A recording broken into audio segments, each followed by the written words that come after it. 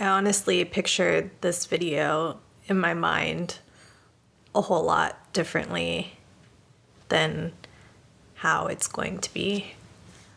But there's no refuting this new reality. I've thought about what I wanted to say as soon as I hit record, and now that we're here, I'm just kind of at a loss for words. If you have been following my videos for a while, you may have seen Max make a cameo or two.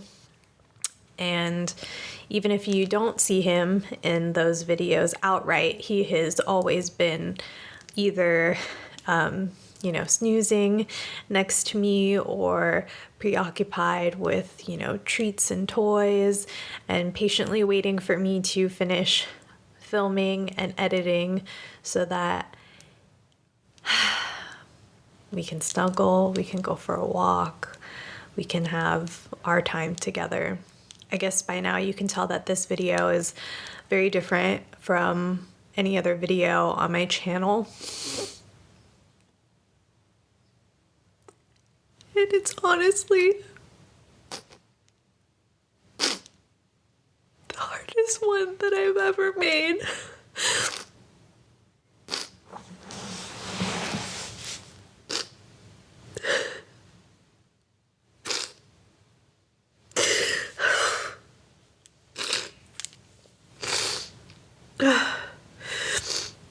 The content creator in me said, hey, film this, document this.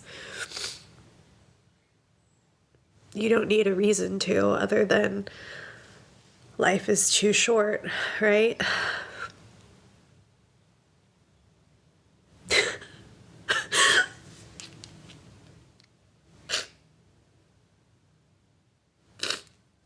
But the heartbroken part of me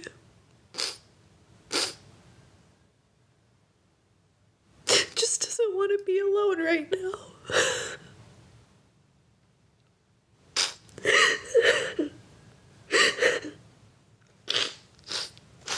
My last video, if I end up sharing it, will have ended pretty abruptly, and that's because things with Max progressed very quickly, seemingly overnight. About a month ago, my husband and I found out that Max had cancerous lymph nodes, and the vet said that he had 3 to 6 months to live. We had a little over a month with him after that diagnosis. We had to say goodbye to him this past Friday.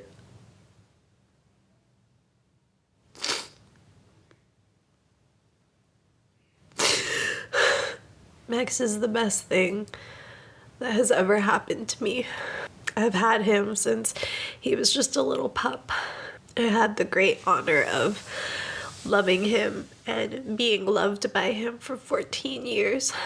I don't really have a plan for this video. Like I said, I just don't I don't want to be alone right now, and I don't know what to do.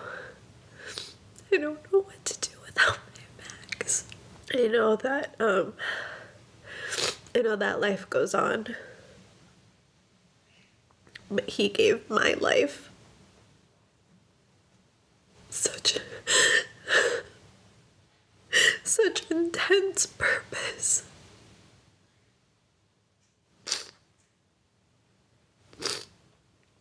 I miss him so much. I stubbornly did not bring the tissue box over here with me when I sat down to record because I thought that I had cried all that I needed to earlier this morning. I think it was a week or two after the vet diagnosed Max that I had ordered a pop print kit from Amazon to take his prints of his 2 front paws. So I have those.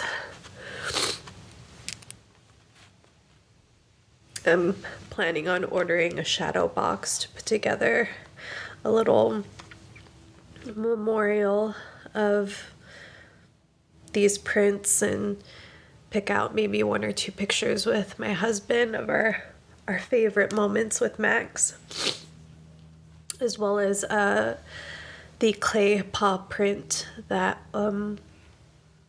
we decided that we want, well, that will be provided when we pick up his remains, I think later this week. We decided to have him privately cremated. I am very grateful that my husband was able to come home from work early that day because, like I said, everything just happened so suddenly. I mean, we knew about his condition, but I had just brought him to the vet on Wednesday, and I left with the impression that, you know, our concerns were signs that the cancer was progressing, that it was spreading, but that we still had more time. And then everything happened so fast after that. But we were able to give Max a really, what I hope for him was a wonderful last day together. I did go through his things already. As you can see next to me, let me turn the camera a little bit.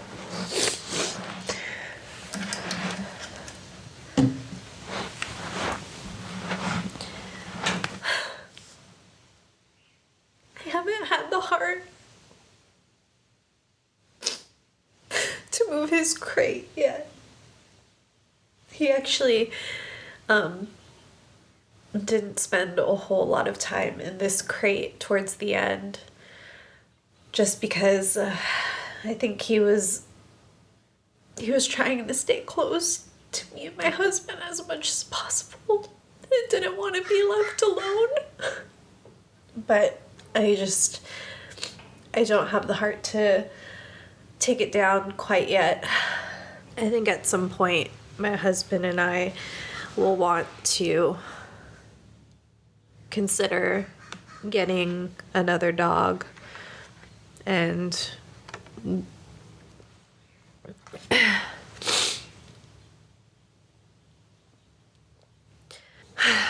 we'll cross that bridge when we get there. But I do think that, you know, we'll be able to use that crate for our next fur baby.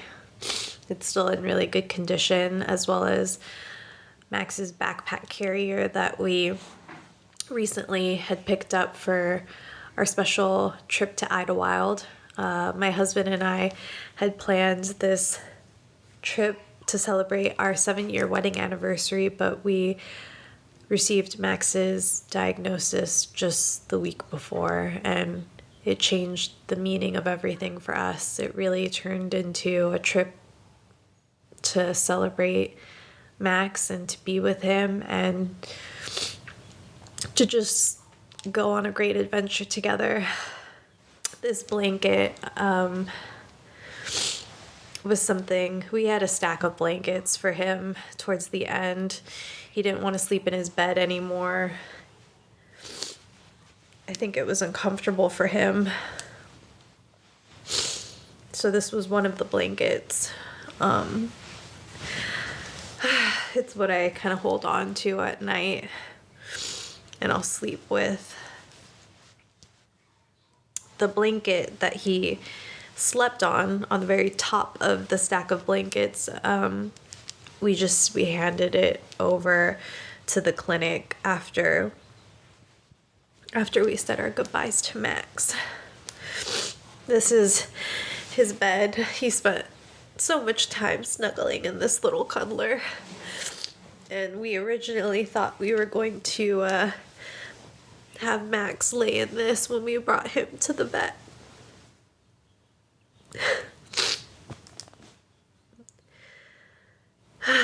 But we had him on his blanket, and I think he probably felt more comfortable. We had the blanket on our laps. So he laid on our laps. Me and my husband's. And my whole family was there. I was so grateful. So grateful that they were there. I told my husband that I'm kind of grateful, kind of relieved that we didn't give his cutler, because this is kind of what I've been holding on to during the day. I can already feel the headache coming on. That headache you get when you've just been crying so hard and so much. So, apologies if I seem a bit disoriented right now. We did clip a bit of Max's beard and his fur. It's kind of hard to see. I need to put it in a clear Ziploc bag, but this was kind of all that I had when we did it. I don't know if it's gonna focus. It's hard to see through this bag, like I said. I have a little container of the things that I wanted to hold on to, at least for the time being. His leash and his collar. The jingling of his collar was always a welcome sound to me, because it meant he was nearby, that he was looking for me and wanted to be near me. And then a couple of Max's ties. This berry one was from his most recent and his last trip to the groomers, and I just thought he looked so handsome in it.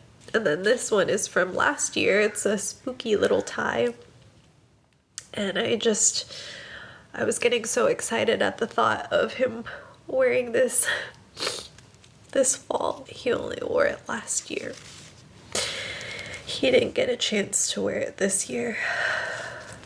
And then his little bandana has a few foxes in it. This one's a little bit more worn, and he looked so cute in this. And then when it got cooler, as cool as it can get in San Diego, he wore this like little vest, this little sweater vest. It was good for rainy days. Those are the things that we've decided to hold on to. I think the ties and his collar and the bandana will go into the shadow box that I plan on putting together. And then I don't know how long I'm gonna hold on to his bed. I've had to sew that bed up so many different times from the stuffing pouring out. Attempts to be on a consistent upload schedule may be foiled, but we'll figure it out.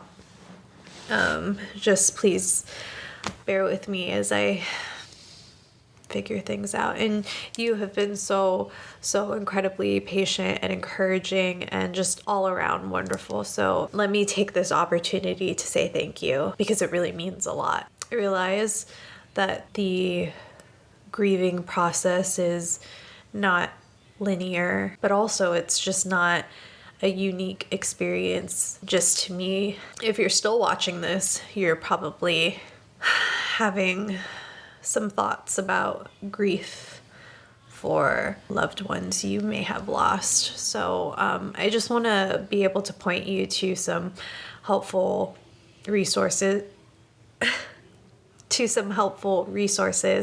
in particular one that I have been falling back on. I believe the podcast episode is titled The Science of Grieving and Loss, and it's from the Huberman Lab podcast. I really enjoy Dr. Huberman's episodes and his content. It's all science-based. As someone who really likes and naturally attracted to the woo-woo side of self-care, mental health, and those types of approaches. I'm not saying that there's anything wrong with that. Like I said, I enjoy it, and that's kind of what I gravitate towards. But if you want something a little bit more concrete and again grounded in science, I think you'll appreciate what Dr. Huberman has to say about navigating through the waves of grief, because it does come in waves.